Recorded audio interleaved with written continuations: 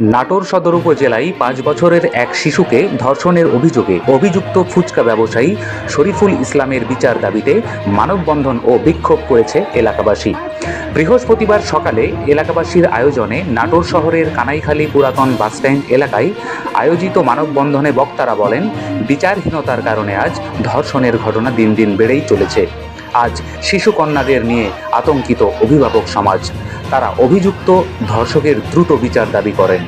এছাড়া অভিযুক্তের পক্ষে আইনি লড়াই না করার জন্য আইনজীবীদের প্রতি অনুরোধ জানান তারা বলেন, এমন পাশবিকতা কোনোভাবেই মেনে নেওয়া যায় না। সমাজ থেকে এই ধরনের মানসিকতা সম্পন্ন অপরাধীদের নির্মূল করতে হবে। মানববন্ধন শেষে একটি বিক্ষোভ মিছিল বের করা হয়। মিছিলটি শহরের প্রধান সড়ক প্রদক্ষিণ করে নাটোর সদর থানার সামনে গিয়ে শেষ হয়। এদিকে বৃহস্পতিবার দুপুরে নাটোর সদর হাসপাতালে চিকিৎসাধীন ভুক্তভোগী শিশুকে দেখতে যান নাটোর ২ আসনের সংসদ সদস্য ও জাতীয় সংসদের হুইপ রুহুল কুদ্দুস তালুকদার দুলু, জেলা প্রশাসক আসমা শাহীন ও পুলিশ সুপার মোহাম্মদ শরীফুল হক।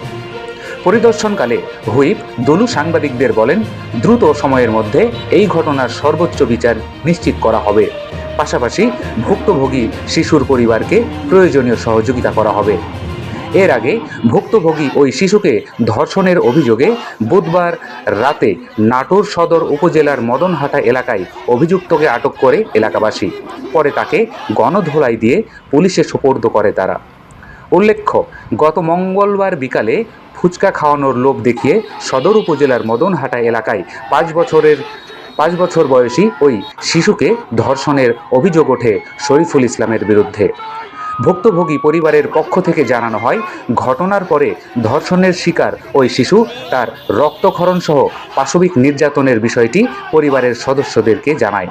পরে তাকে নাটোর সদর হাসপাতালে ভর্তি করা হয়। এদিকে বিষয়টি জানাজানি হলে বুধবার সন্ধ্যায় অভিযুক্ত শহীদুল ইসলামকে আটকের পর গণধোলাই দিয়ে পুলিশে সোপর্দ করে তারা। নাটোর সদর থানার অফিসার ইনচার্জ মনসুর আহমেদ জানান, গণপিটুনির পর অভিযুক্তকে পুলিশে সোপর্দ করে এলাকাবাসী। পরে তাকে পুলিশি পাহারায় চিকিৎসা দেওয়া হয়। বৃহস্পতিবার আদালতের মাধ্যমে তাকে জেল হাজতে প্রেরণ করা হয়েছে।